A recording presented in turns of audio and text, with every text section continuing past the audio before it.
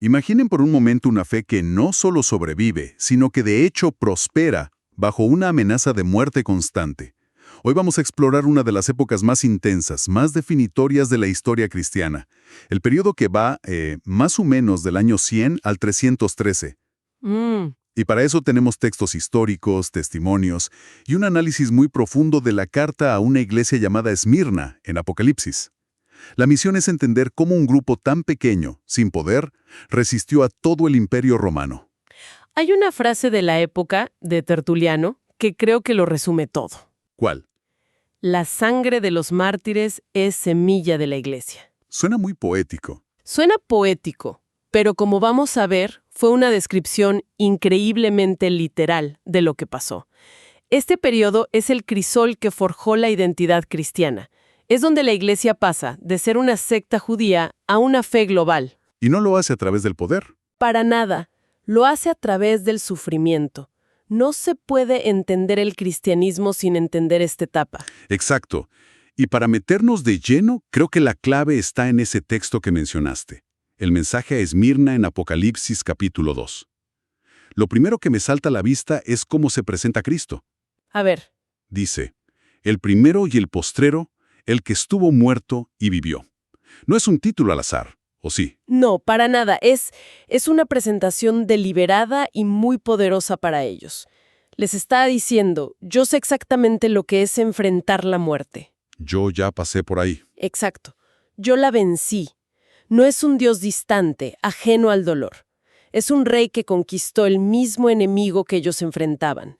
Les da una esperanza tangible. Y es clave, ¿no?, que Esmirna es una de las dos únicas iglesias, de las 7, que no recibe ninguna queja, ninguna reprensión. Esmirna es la palabra griega para mirra, y la historia de esa resina es una metáfora perfecta de la iglesia. A ver. Para obtener la mirra, tienes que herir el árbol.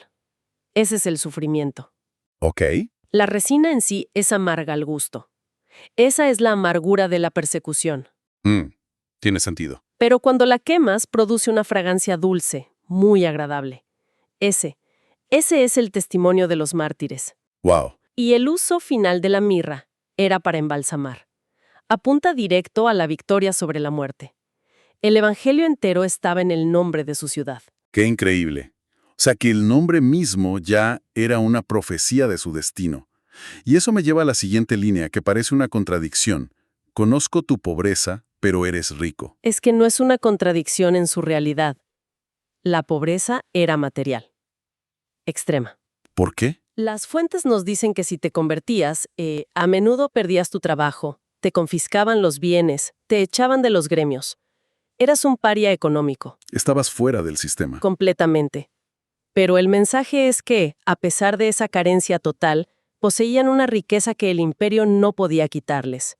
Su riqueza espiritual, su fidelidad. Ok, entiendo la perspectiva cristiana. Pero me pongo en los zapatos de un romano. ¿Qué veían ellos? ¿Por qué tanto odio a un grupo que, en teoría, predicaba el amor? Esa es la pregunta clave. Y la respuesta es que no fue un malentendido religioso, fue un choque de civilizaciones. ¿Tan así? Sí, el conflicto era inevitable, y la razón principal era el culto al emperador. Al menos una vez al año, todo ciudadano debía quemar incienso ante una estatua del César y decir Caesar Kyrios. César es señor. Exacto. Como un juramento a la bandera, pero elevado a un nivel divino. Justo así. Y los cristianos se negaban en redondo. Para ellos solo había un Kyrios, un señor, Jesucristo. Y eso para Roma. Para Roma eso no era una objeción de conciencia, era alta traición, era rebelión política. Y para colmo, Esmirna era uno de los centros más importantes del culto imperial. Estaban en el ojo del huracán. Claro, desde esa perspectiva casi se entiende la reacción romana. Tienes un sistema social que mantiene la paz en un imperio gigante y llega un grupo que dice mi lealtad principal es para otro rey. Es subversivo. Lo era. Y a eso súmale otras dos capas. La segunda, la religiosa. Los cristianos no adoraban a los dioses romanos, así que los acusaban de ateísmo. ¿De ateísmo? Sí. Y si venía una plaga, una hambruna, era fácil culpar a los ateos por haber enfadado a los dioses. El chivo expiatorio perfecto. Exacto. Y la tercera razón era social. El cristianismo enseñaba una igualdad radical. El esclavo y el noble, la mujer y el hombre, eran hermanos en la iglesia, iguales.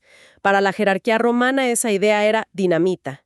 Y claro, si ya los ves como amenaza política, religiosa y social, es fácil creer cualquier cosa de ellos, ¿no?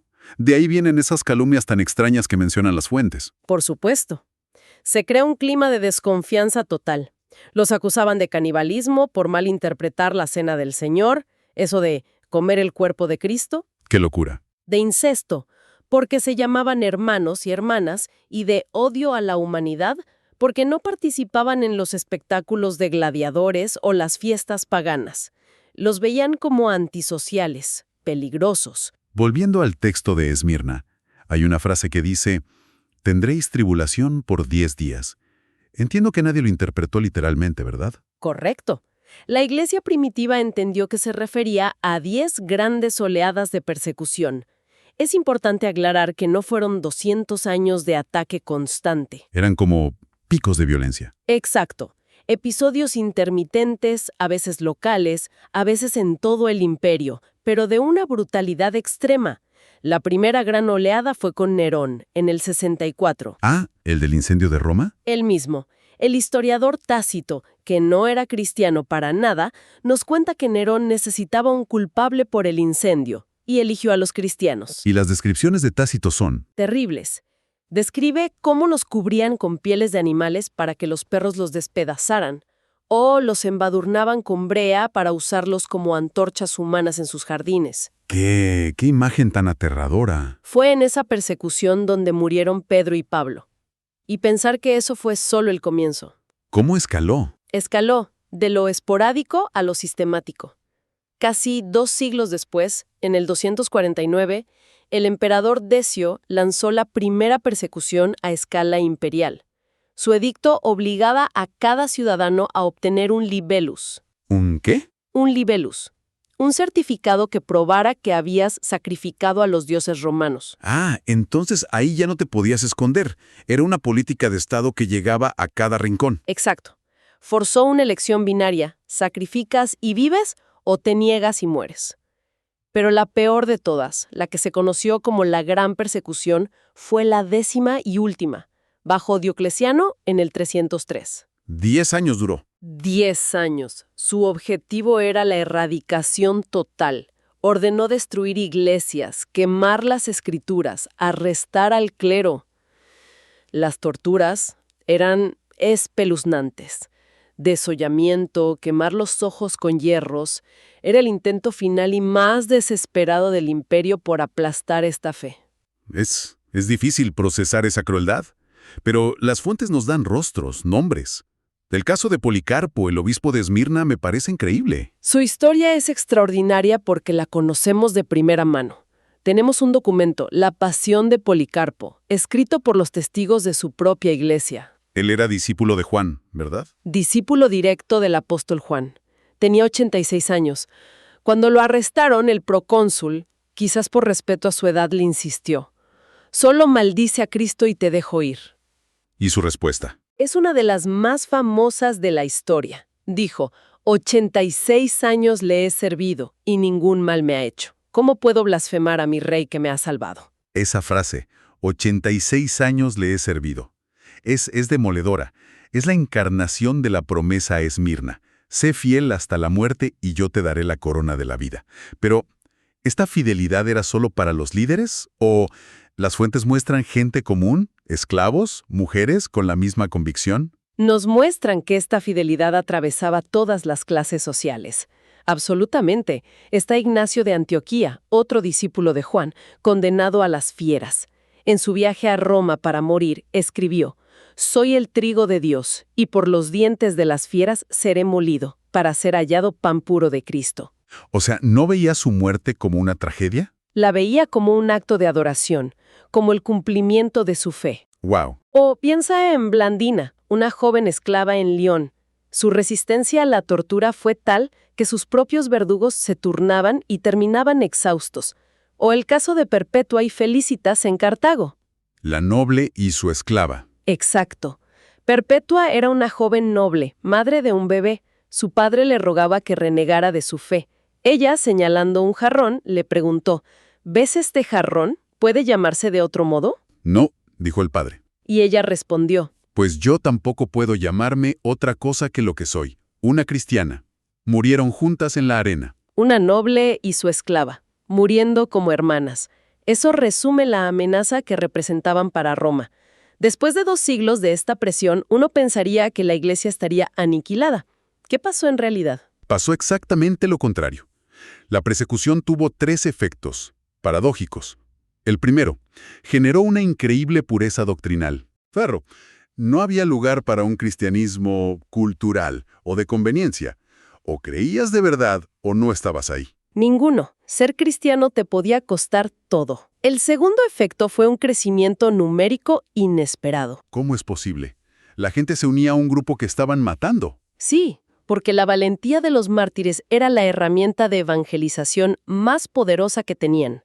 Los paganos los veían morir con una paz sobrenatural, a veces orando por sus verdugos.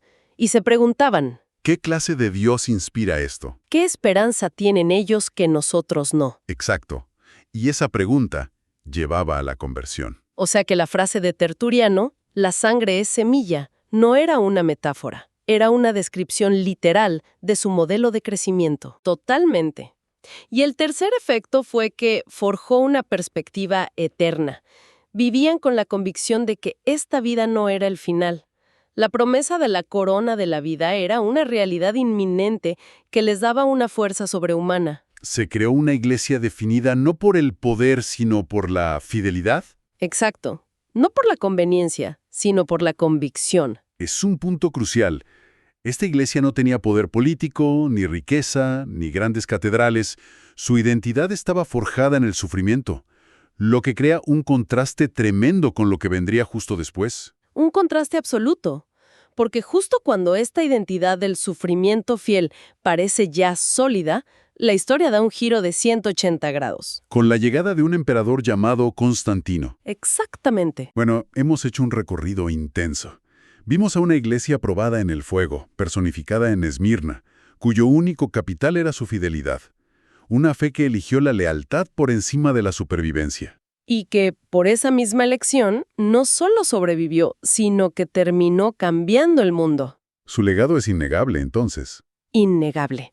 Generó una comunidad solidaria que cuidaba de sus viudas y huérfanos, un evangelismo valiente y una esperanza inquebrantable que moldearon el cristianismo para siempre. Y justo en ese momento, como dices, todo está a punto de cambiar. Pasaremos de las catacumbas al palacio. Pero antes de cerrar, hay un detalle en las fuentes que nos deja una reflexión. Con el tiempo, la admiración por los mártires empezó a transformarse.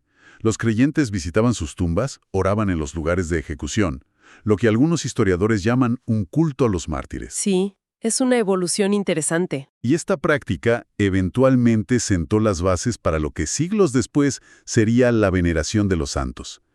Y esto nos deja con una pregunta un poco provocadora para el camino. ¿En qué punto la honra a la fidelidad del pasado se transforma en una práctica que los propios mártires, cuya única lealtad era a Cristo, no habrían reconocido?